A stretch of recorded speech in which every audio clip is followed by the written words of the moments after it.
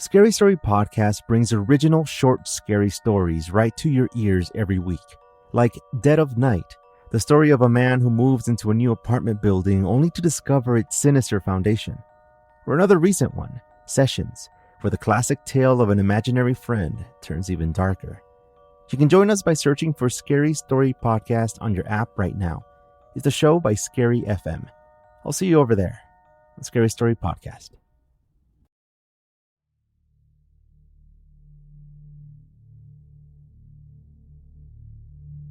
Every October, neighborhoods in multiple countries around the world begin to transform. As the air gets colder and the leaves turn to gold, gardens begin to take the shape of graveyards, windows begin to fill with ghostly figures, and glowing pumpkins appear by doors. It is a tradition that has existed in North America for decades, but has also been consistently growing in size across Europe as well in recent years. It's a tradition so ingrained in our cultures that most of us rarely question why we do it at all, with many dismissing the holiday in full as nothing but silliness.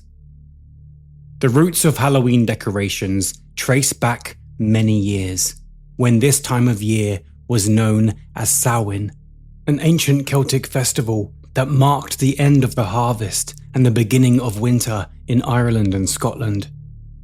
This was a season associated with death, darkness, and the thinning of veils between worlds. Fires were lit to ward off wandering spirits, and disguises were worn in order to confuse them. Back then, though, these early rituals weren't about celebration and were far more about protection, a means of surviving the night when the dead were believed to walk among the living. It was when the Irish and Scottish immigrants brought these customs to America in the 19th century that they began to merge with local folklore and the emerging consumer culture. Pumpkins quickly replaced turnips, and lanterns soon became symbols of both mischief and warning. By the early 20th century, as Halloween shifted from rural superstition to urban festivity, the focus turned away from forms of survival and became far more about spectacle. Now, communities had begun to decorate for parades and parties, and millions of stores began to stock up with Halloween goodies. It was the post-war boom that shot the holiday forward, though, with the growing commercialization of fear. Now, mass-produced decorations flooded department stores, whilst television spread the imagery nationwide. The holiday had completely transformed from the spiritual, thought-provoking festival it once was, and had now become a night for North Americans to flirt with darkness. This grew and expanded each year, as people put more and more effort into that spectacle, trying to make the most fascinating, spooky, and sometimes horrifying decorations.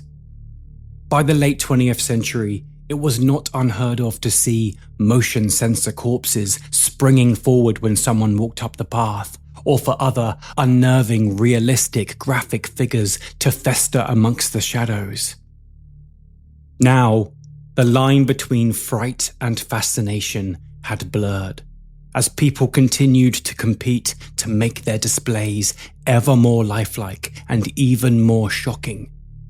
Horror wasn't just something you could watch anymore. Now, those inclined to do so could build the horror themselves. And yet, somewhere in that pursuit of authenticity, something began to shift in the general public.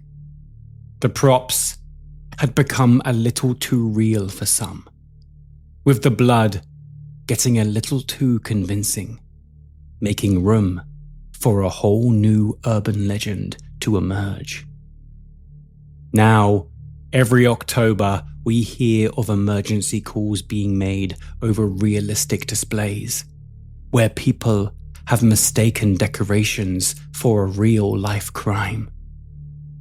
However, Amongst these tales, we also hear of something far more unnerving. Real-life tragedies that were, instead, mistaken for Halloween decor. My name is Luke Mordew, and this urban legend is Halloween hanging.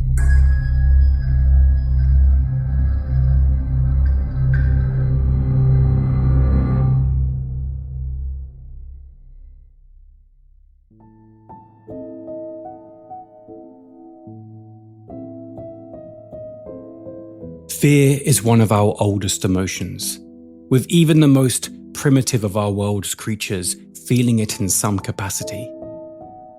It is a primal response that shaped long before any language was created. Yet fascinatingly, somewhere along the way during our evolution, humanity learned to not only embrace that fear, but to actually find a joy from the experience. Now, we were keen to seek it out when we could, as long as we knew deep down it was safe, restructuring our basic instinct of survival into a form of entertainment. To many, the feeling of being startled is not enjoyable at all, and the very notion of being scared is more uncomfortable than thrilling. Although for others, that rush has become addictive, with the shock, suspense, and flirtation with morality being exciting factors in an otherwise normal life. For those people, we have horror, giving us a way to peer into the abyss without ever falling in. To a smaller few, though, there's something deeper than even that, with a growing fascination in the macabre, the grotesque, and the unsettling amongst certain factions of society. For them, horror becomes almost philosophical, serving as a safe space to explore death, fear, and the taboo. This is perhaps why women tend to lean to true crime so much more than men, with it being a clear and neat way for people to process what we can't control. Cultural psychologists have a term for this, known as morbid curiosity, described as the compulsion to look at what frightens us. It explains why we slow down at car crashes, why true crime dominates podcasts worldwide, and why haunted attractions continue to grow more extreme every year.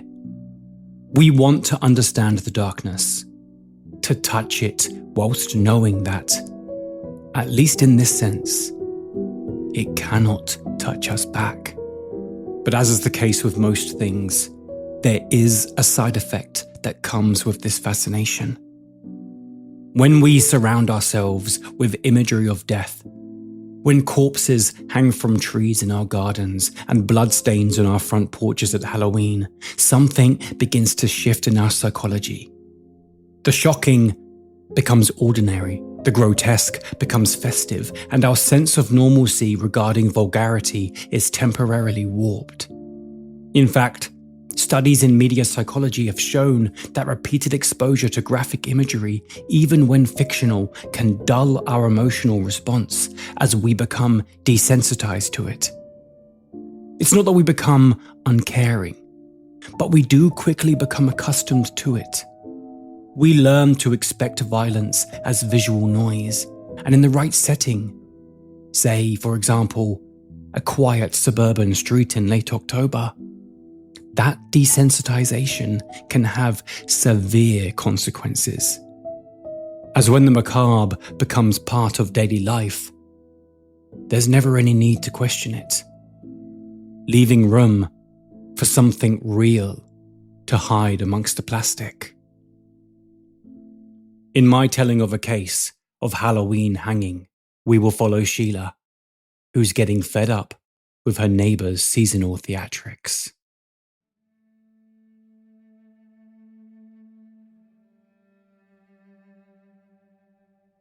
It had been the most picturesque autumn in many years. The rows of trees that lined up along the roadside had become a beautiful blend of orange, yellow, bronze, and gold. Some had even morphed into an incredible rich red, adding a burst of dark saturation to the mix. The air had gradually gotten colder, seemingly dropping a degree every night of the month as the darkness arrived a little bit earlier each day. It was like something out of a postcard, the perfect image of a wholesome fall. That was until the gardens began to fill with plastic skeletons and tacky splatters of fake blood against windows. It was only October 24th, and the neighbours had been putting out their decorations for a couple of weeks already. Some had even started their extravagant setups as early as September. Sheila's husband would often mock her, telling her to leave people alone as she sat by the window, sipping her tea, watching the neighbours through the blinds like it was her own live feed to the rest of her neighbourhood. She didn't approve of the over-the-top Christmas decorations either, but at least that was about the birth of Christ. This holiday, however, was nothing but pagan, demonic nonsense to her, and she despised it. For years it didn't bother her as much, as it was far easier to ignore. The kids in the area knew not to bother her whilst trick-or-treating, and she never got involved with any of the season's activities. The decorations themselves were far simpler also, being far more low-key and a little less garish, at least for what they were. Sheila wasn't alone in this frustration though, as Jeffrey often agreed with the sentiment. Except he had managed to ignore it, where she found herself fixated. Today though, things had gotten worse than she could have ever expected. The neighbours had gone too far now, that much was clear. Skeletons in the ground and pumpkins on the porches she hated, but she could tolerate. But this morning, she had woken up to find that her neighbour across the street had elevated the horrors of the neighbourhood. Hanging from the beautiful golden tree in their front yard was a dummy of a hanging body, a white sheet wrapped around its face covered in blood. The noose, which looked makeshift and scraggly, was wrapped around the dummy's neck and strung up to the thick branches above. "Have you seen this?" she called out to Jeffrey, who was already trying to avoid joining her in her frustration. He told her he hadn't, and that she should just let it pass. They need the neighbours on their side when it comes to the charity choir performance they're part of in December. She didn't reply, simply staring him down until he edged closer, pulling the blinds open with his fingers to get a better look. "Oh, okay. Yeah, that's too much," he muttered as he backed away from the window. Sheila, feeling somewhat vindicated by his agreement, instantly asked, "Are you going to say something?" As she watched him pick up the mugs on the coffee table. "No," he replied sharply. "I'm going to make tea. You thirsty?" She sighed, turning back to the window again, watching the horrifyingly realistic decoration that hung so gruesomely out front, her mind contemplating all of the things that she could do. Perhaps she could go round and calmly explain that she found it offensive. That would never work. They'd just laugh at her and probably put more things out just to spite her. She couldn't even call the police. She had done so before over another decoration a couple of years back, and they made it very clear that if she kept calling, she'd be punished for wasting police time. Jeffrey loudly coughed to get her attention, causing her to spin back to face him. He was still standing in the middle of the room, mugs in hand, impatiently waiting for her response. "What?" she asked. "Are you thirsty?" "I'm always thirsty," she sharply replied before turning back to the window once again, glaring at the house across the street. When night fell, Jeffrey was already tucked up in bed reading his book as he always did. Sheila was in the midst of her skincare routine, gently rubbing the moisturizer into her skin as she wandered around the room. Although she couldn't help but find herself drawn back to the window, still studying the hanging dummy outside. It was more of a silhouette now, which made it a little more bearable. In fact, none of the decorations that were scattered over the windows had come on all day, nor had any of the lights inside of the house. "I don't think they're even home, you know," she muttered as she edged into the bed. Jeffrey hummed at her to ask her what she said, although his mind was clearly still deep into the book.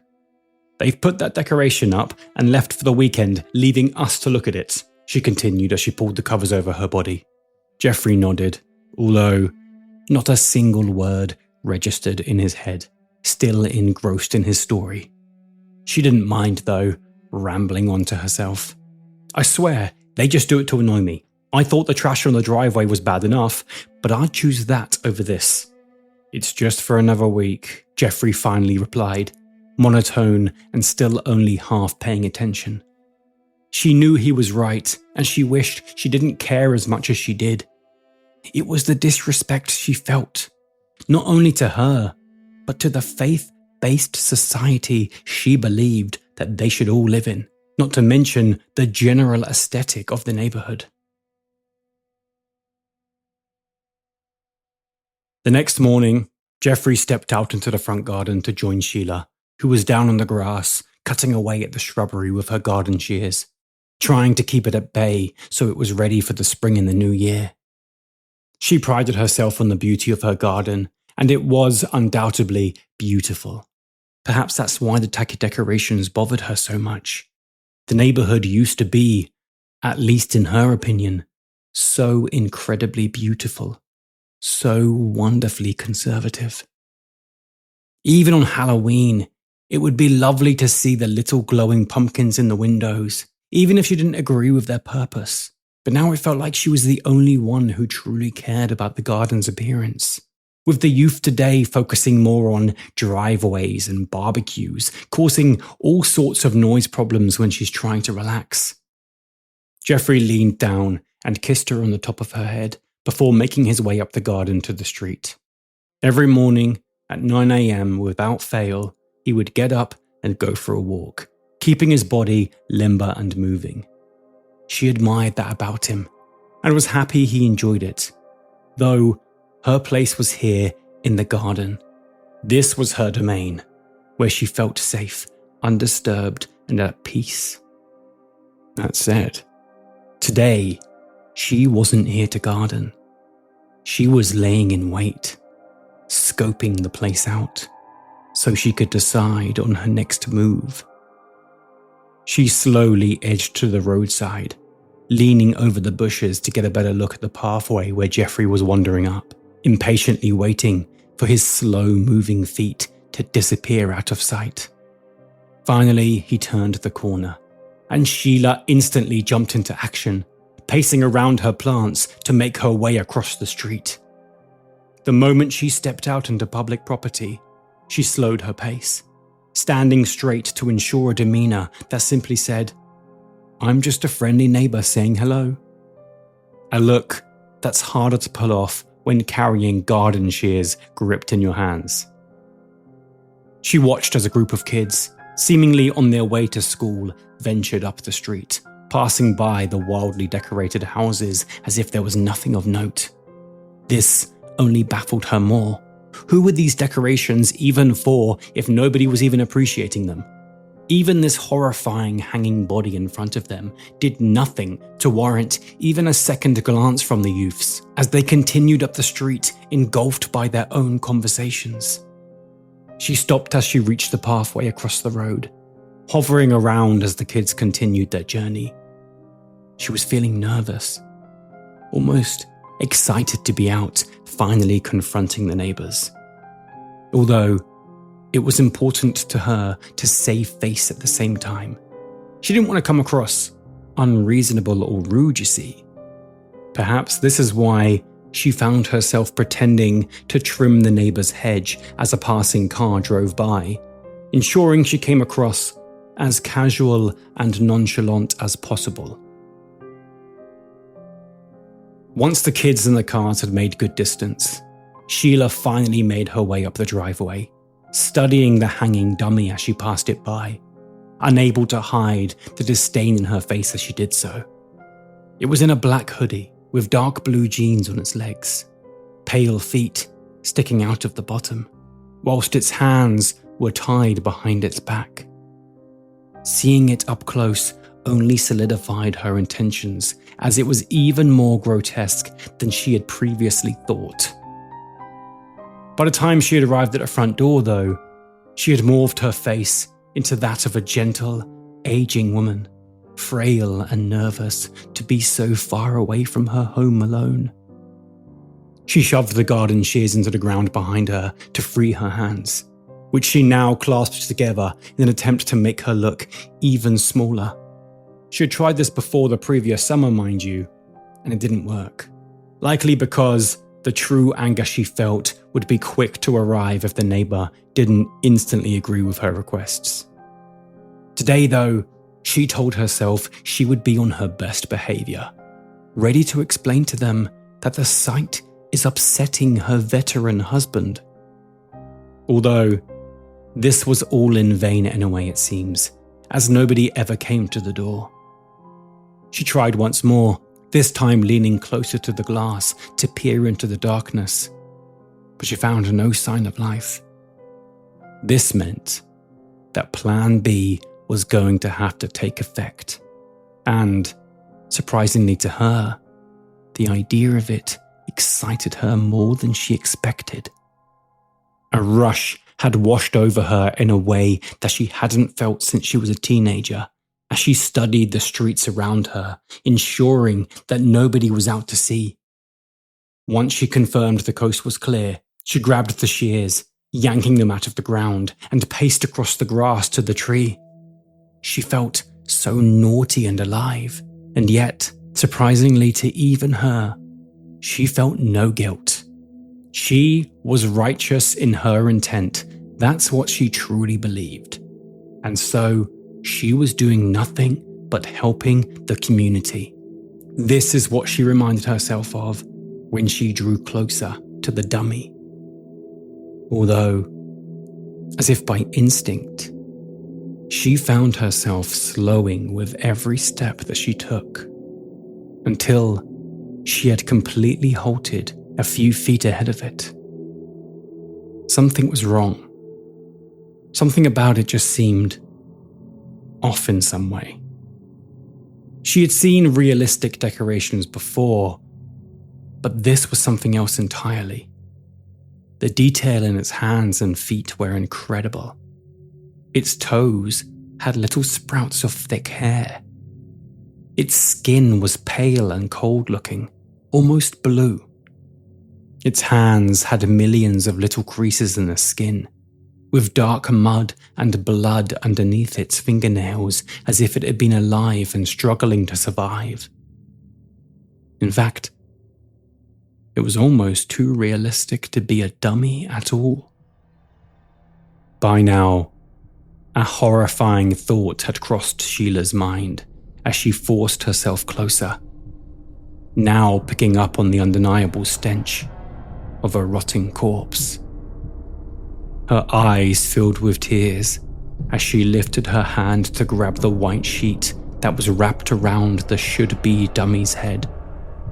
She didn't want to touch it, but part of her was still hoping that she would reveal to herself that it was nothing but an extremely detailed waxwork of some kind. With a deep exhale, released through her gritted teeth, she lunged forward, gripped the white sheet, and yanked it away, revealing what she had expected, but had prayed to be wrong about. It was a man, one she recognized from the neighborhood, the owner of this house. His skin was pale, with a faint bluish tint. His lips had darkened, and the veins beneath his skin showed through faintly, a branching map of purples and greys. His body was stiff like a mannequin, as if it had been frozen in the autumn air. His eyes were bloodshot but glossed over, the red blending with the milky cover that had already covered his iris and pupils.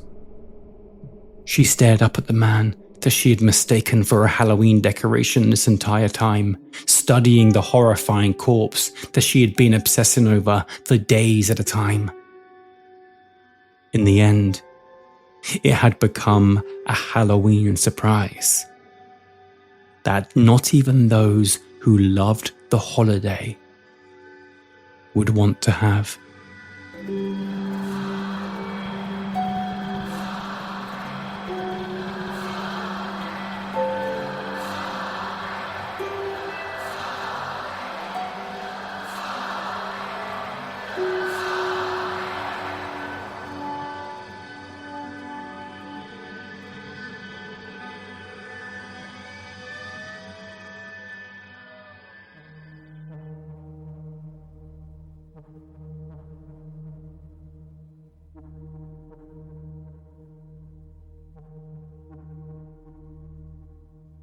In 1976, a television crew from Universal Studios arrived at the Pike, an aging amusement park in Long Beach, California, to film an episode of The $6 Million Man.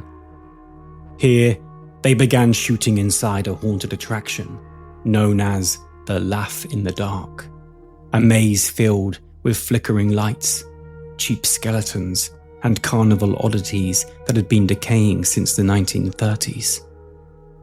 It was while adjusting the set that one of the crew members tried to move a waxy, orange-painted mannequin hanging from a noose. They were being careful, as the figure looked to be very fragile, more an antique piece than a frightening statue. But when they shifted it, something unexpected and very confusing happened. The mannequin's arm snapped off, exposing what appeared to be very real human bone. As you can imagine, everything instantly froze, with production coming to a complete halt.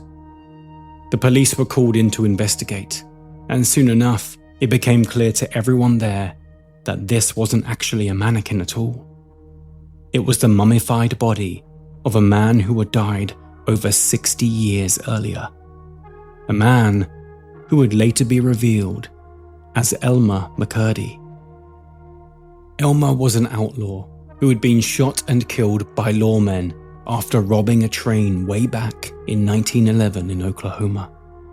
From here, it's reported that his body was taken to a funeral home in Pawhuska, where the undertaker embalmed him using arsenic. This was common practice at the time, used to preserve unclaimed bodies. However, when no family came forward to claim the body, the undertaker seized the opportunity.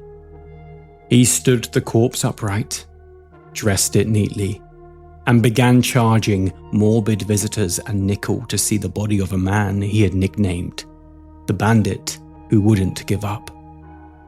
For years, Elmer McCurdy's body remained on display, becoming a roadside attraction to many, although things became more complicated in 1916, when a man claiming to be Elmer's long-lost brother arrived to claim the body.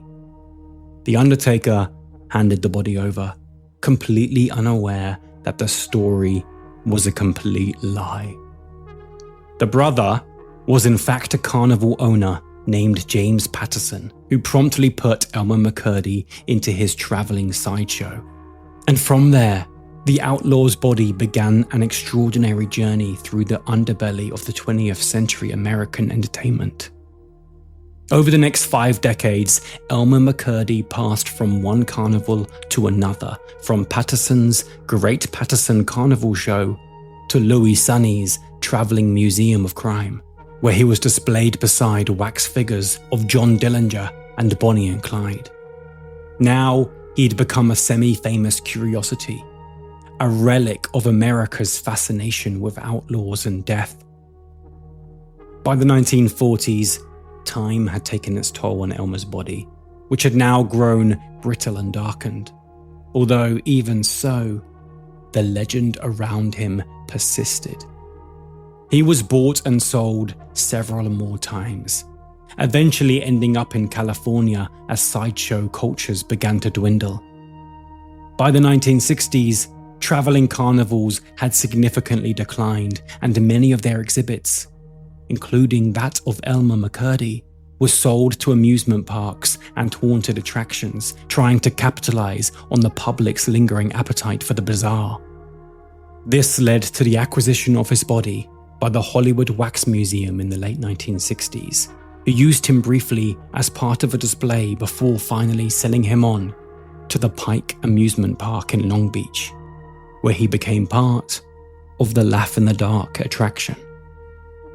From here, Elmer's body remained, now blending in with the many figures that surrounded him, waxed and painted in much of the same way. For years, it seems as though visitors were enjoying their ride as they passed him by, completely oblivious to the fact that the figure they were looking at was completely real. When his identity was finally confirmed in 1976, Elmer McCurdy's story spread nationwide as a morbidly fascinating tale. It was the Los Angeles County coroner who finally conducted a full investigation, confirming through old bullet wounds and arsenic traces that the body belonged to the outlaw. And in 1977, after nearly 65 years of exploitation and exhibition, Elmer McCurdy was finally returned to Oklahoma. Here, he was buried in Guthrie at the Boot Hill section of Summit View Cemetery, among other outlaws of the era, where his body could finally rest. To prevent further disturbances that may have occurred due to his newfound fame, 2 feet of concrete were poured over his coffin to ensure he remained where he was, once and for all. His story now lives on as a famous and haunting American tale, one that sounds so strange and eerie that it could easily be passed off as nothing but an urban legend, with what began as human life ending up as set dressing for scares. This story teeters extremely close to the urban legend of Halloween hanging, instantly proving that in some capacity there is some truth to the tale. That said, there are significant factors that differ.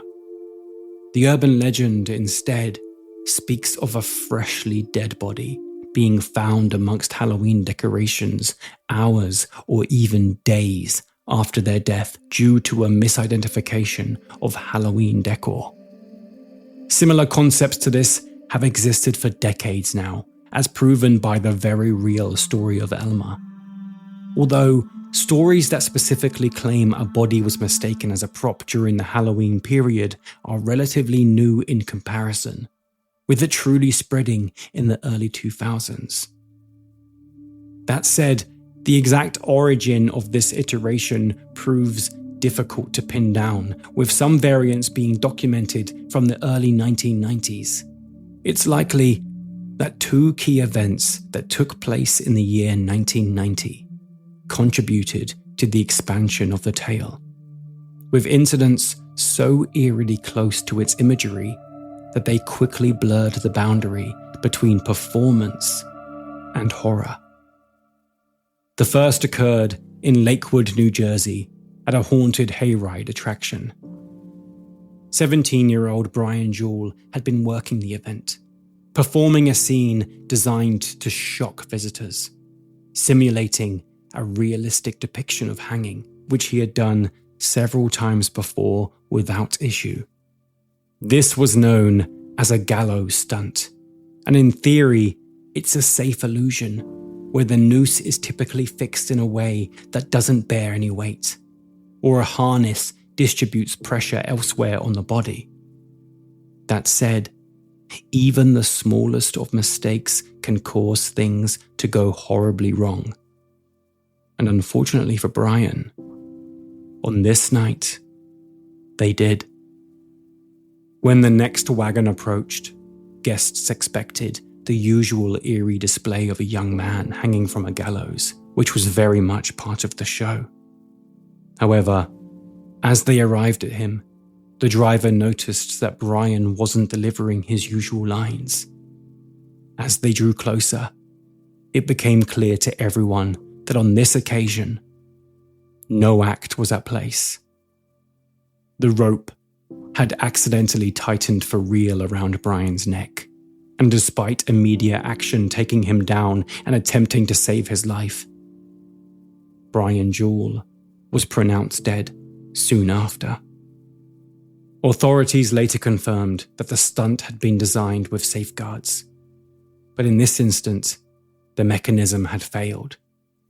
The story quickly spread through newspapers across the country, raising alarm about the dangers of Halloween theatrics as it became clear that no stunt like this should ever be performed alone.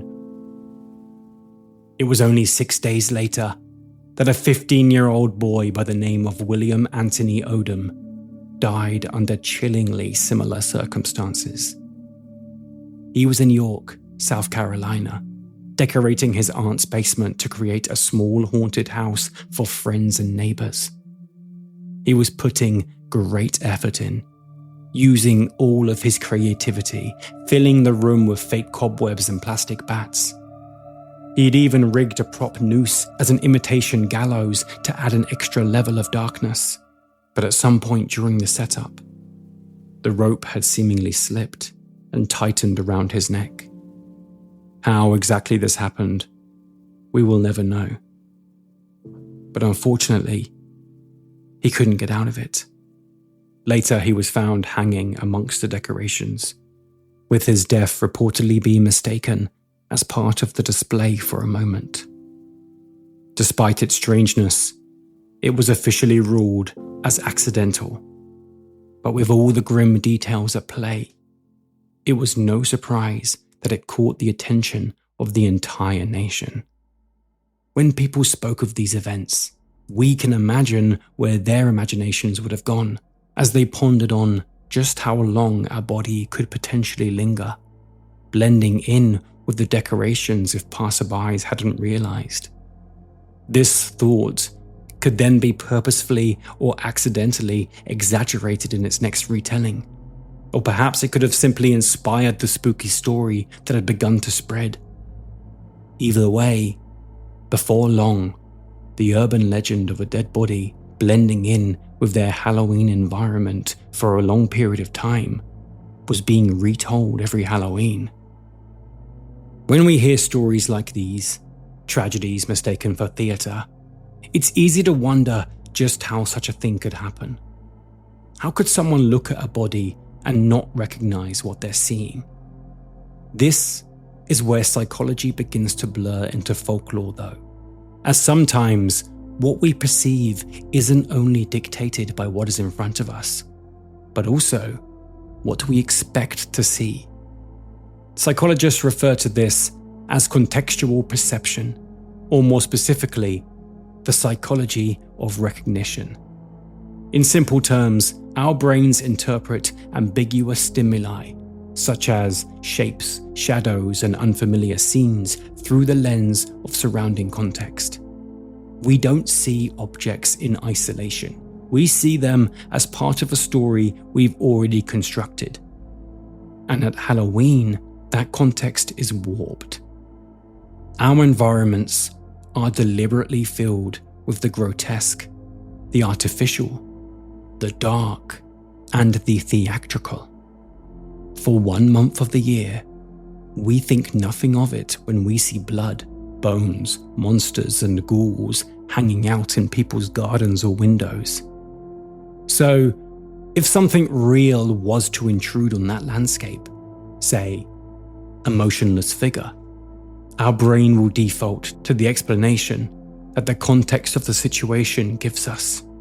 It is the same mechanism that works in many horror films, as so often the characters involved are oblivious to the danger they are in. Of course, this is sometimes down to bad writing, but more often than not, it's a reflection of how the human brain really works. We, as the audience, know we're watching a horror movie, whereas they do not. They're moving through a world that feels ordinary until it suddenly isn't. We don't feel fear when a character walks into our dark room in a rom-com because the context lets us know that it's extremely unlikely something sinister will be lurking. The character, just like us, will normalize the environment they're in, acting in ways that would seem illogical to a viewer not taking this into account. In fact, cognitive research has consistently shown that expectation heavily influences perception. When people anticipate seeing something harmless, they're actually more likely to reinterpret evidence to the contrary. In fact, cognitive research has consistently shown that expectation heavily influences perception. When people anticipate seeing something harmless, they're more likely to reinterpret evidence to that. This is a psychological shortcut that helps us process the world quickly, but at the cost of accuracy. This is an element at play with our perceptions of politicians we like or dislike too, with their agendas always being put through a particular lens that already fits our greater context. This also happens with people we know. If someone you like makes a comment, you may not even have noticed it. But if someone you didn't like said that very same thing, now it becomes further evidence as to why you don't like them. This is an extremely human part of our existence, and something none of us are above. And that is what makes this so-called urban legend so convincing. In October, we are surrounded by death and spookiness. Not to mourn it, but to face it head on. And on some occasions, to even play with it. But in doing so, we create the perfect stage for confusion. A season where death can look fake, and where fakes can look convincingly dead. If you're still listening, you likely share the same fascination with strange stories and unexplained legends that I do. For just £3 a month on Patreon, you'll unlock Modern Myths, an exclusive bonus series released in the week between our chapters, ensuring that you get an episode a week. You'll also get behind-the-scenes insights, discounts on merch, and access to our private community chat where you can connect with me and other folklore fans. I even name characters in my stories after patrons at random, so your name could become part of the retellings themselves. Your support fuels the research and the production and ensures our understanding of these legends continue to grow. Click the Patreon link in the show notes to join us, and together we'll keep folklore alive.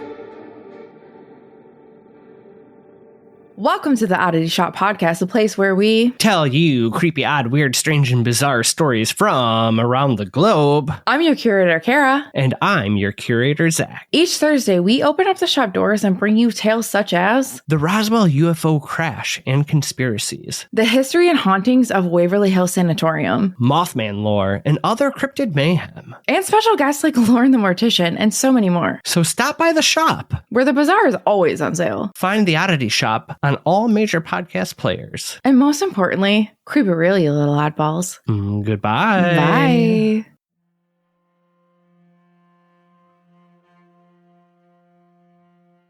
It was in October 2005 that the quiet town of Frederica, Delaware, became the center of a haunting story that spread beyond the nation and around the globe. It was early Wednesday morning that residents spotted what appeared to be a Halloween decoration hanging from a tree branch about 15 feet above the ground, across from several homes on a moderately busy street. From a distance, the figure looked to be deliberately placed there, a morbid display that so often appeared in the run-up to Halloween. Because of this, nobody thought anything of it, assuming it was simply a dummy that had been hung from a noose, placed to shock and amuse the locals. The day went on, and dozens of drivers passed by without any issue. School children saw it on their way to class too, and once again, thought nothing of it. Neighbours would later go on to tell reporters that they had assumed it was another Halloween prop, part of some macabre sense of humour. However, as the day went on and the sun rose higher in the sky, one resident had begun to feel an unease with the decoration. It hadn't moved in the morning wind, suggesting it was far heavier than a dummy should be, not to mention that its shape was worryingly convincing and lifelike. Shortly after, the police finally arrived at a scene where they made a horrifying discovery. This was not a decoration at all, and was instead the body of a 42-year-old woman. According to sources, the woman's body had been suspended for nearly 3 hours before anyone realized the truth of what it was. The cause of death was quickly confirmed to be suicide by hanging, as the woman had taken her own life during the night. Out of respect for her family, officials withheld her name, but as a figure, the tragic story of this woman's death would haunt the town for years to come. It took less than a day for the story to be reported across the United States and abroad, from the Associated Press to BBC News. Headlines described it in a morbid shorthand that is notably similar to this chapter's legend, likely being a key factor in the spread of its story.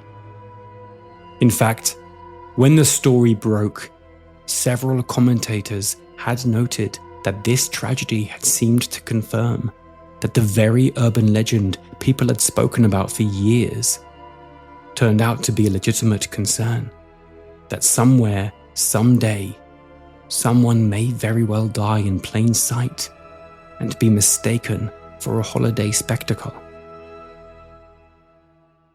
Interestingly, this mimics the other famous Halloween urban legend of poisoned Halloween candy, with it following very similar paths.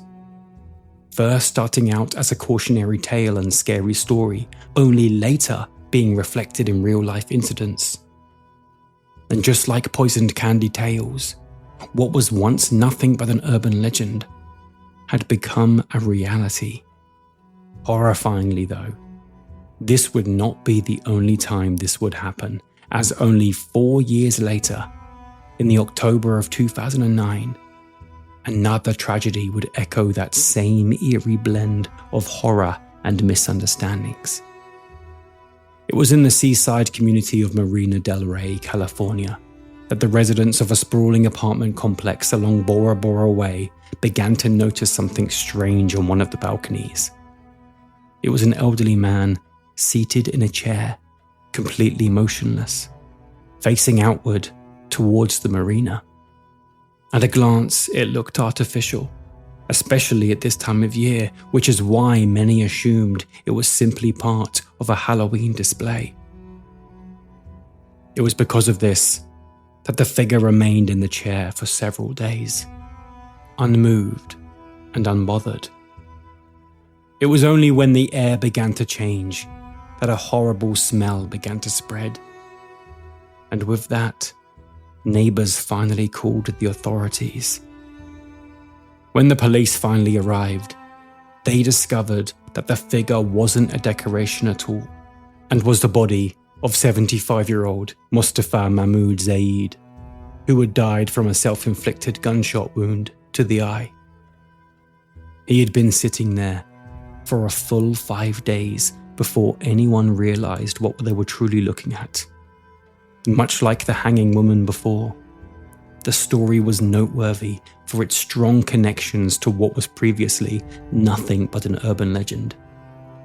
However, on this occasion, there was a far sadder and far more relatable narrative along with it, as it also showed a grim reflection of suburban isolation, asking how a man can be so publicly dead for so long without anyone noticing. 6 years after this, the story repeated again, with another tragedy being mistaken for theatrics. This time, it was in Chillicothe, Ohio, a small city already shadowed by a series of unsolved disappearances and murders that had drawn national attention earlier that same year. It was October the 13th that a passerby spotted what they thought was a Halloween decoration on a chain-link fence near the intersection of North Brownell Street and Madison Avenue. It was October after all, and passerbys often saw zombies, corpses, skeletons, cobwebs and effigies popping up in random places. This simply looked like one of the better quality ones of the lot. It was only when the passerby drew closer that he realized the truth of what it was. The body of 31-year-old Rebecca Cade. Rebecca had been savagely beaten, her face and head bludgeoned with a large rock, one that the police later found nearby, roughly the size of a grapefruit. It seemed as though, amongst the chaos of it all, she had attempted to escape her attacker, running towards the fence and attempting to climb over it. However, it seems the sleeve of her sweatshirt had gotten caught on the barbed wire at the top, leaving her suspended, half hanging there through the night. Just like the two cases before, the shock amongst the locals was immediate and mortifying, as many admitted they had actually seen the shape of the fence earlier, but thought it was nothing but a Halloween display. Soon enough, 27-year-old Donnie Korshiner Jr. was charged with her murder after blood evidence linked him to the scene. This case struck a nerve even more so than the others, as not only was it a reminder that these Halloween urban legends were coming true, but a reminder of the horrors the town had experienced that year. The people were already under severe scrutiny due to multiple women going missing in the months leading up to Rebecca's death, and for a brief time, the community feared she might yet be another victim of a serial killer, although these fears were ruled out when Donnie was caught. But the dread it caused remained. Fairly quickly, this urban legend that was once nothing more than a scary story had become a reality due to the realistic nature of modern decorations, and with each case that occurred, conversations on the season itself began. Now, a lingering question was being asked across North America. How real is too real? Even outside of these more horrifying events, decorations' increasing realism has begun to cause problems in communities. In South Carolina in 2023, and again in 2025, firefighters were inundated with 911 calls when a homeowner's Halloween setup appeared to show a house completely engulfed in flames. In reality, it was nothing but a clever illusion, blending smoke machines, orange lights, and projection screens designed to look like an inferno. Although, to drivers passing by, it was indistinguishable from a very real emergency. This problem has even made its way into Christmas, as in 2018, festive decorations would stir up a similar panic when a man in Austin, Texas, put up a dummy dressed as Santa Claus hanging from the roof as if mid-fall. It was intended to be a parody of Clark Griswold from National Lampoon's Christmas Vacation, although this reference was lost on neighbors who were understandably horrified by the sight of a man nearly falling to his death. Once again, the emergency services were called, whilst one neighbor even darted across the street with a ladder to help before realizing it was simply foam and wire. This creates a fascinating look into the absurdity of the human mind, as we are both capable of overlooking tragedy when it hides behind the familiar, and yet equally capable of panicking when the artificial seems a little too real. It is the same instinct that made neighbors in Ohio dismiss Rebecca Cade's body. It's the same instinct that made neighbors in Ohio dismiss Rebecca Cade's body as decoration that drives others to dial for the emergency services over a mannequin. it's all about our preconceived context and expectations. As mythologist Joseph Campbell once observed in the 1981 lecture, Halloween gives us a chance to exercise our imagination, to bring out some of the structuring forms that underlie our spiritual life. This lecture discusses how seasonal rituals allow people to symbolically confront death and chaos, not as threats, but as integral parts of human existence. It's an idea that speaks directly to why Halloween endures. Beneath the costumes, the candy, and the cinematic gore lies something older, a cultural rehearsal for mortality. We dress up the darkness so we can live with it. We create ghosts and monsters because they let us talk about the fear we have without naming it directly. Because they let us talk about the fear we have without naming it directly. That said, the Halloween hanging story stands apart from many of the Halloween tales, as the monstrous, horrifying element of it is not external. It's within our own minds.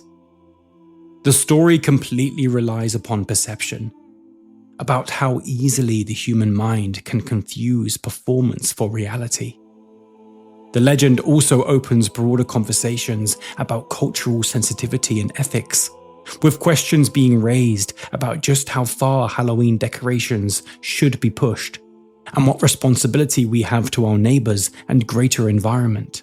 In fact, hanging figures and gallows scenes, once seen as harmless symbols of Halloween fright, are being rediscussed due to several concerns about their resemblance to acts of racial violence and historical trauma. Advocacy groups such as the NAACP and the Southern Poverty Law Center have made claims that imagery tied to lynching and execution cannot be separated from the pain it represents. Halloween, as well as being an ancient, nuanced tradition, is very much about balance, whether that be between the living and the dead, or the real and the imagined. When that balance tips too far in one direction, it opens us up to the potential of very dark, problematic encounters. There's no weakness or real suppression of freedom in taking others into account after all. That said, perhaps it's also perfectly reasonable to accept that at times, mistakes happen, and that we cannot live our lives trying to cover any possible misunderstandings or miscommunications. It is a nuanced and difficult conversation that is far more about how our perceptions work, rather than right and wrong. And so, with all this in mind, this tale falls into a curious category, one in which a story that was once nothing but an urban legend has, over time, become a reality, suggesting that perhaps at some point, all stories are bound to come true in some capacity, if they're only given the time to do so.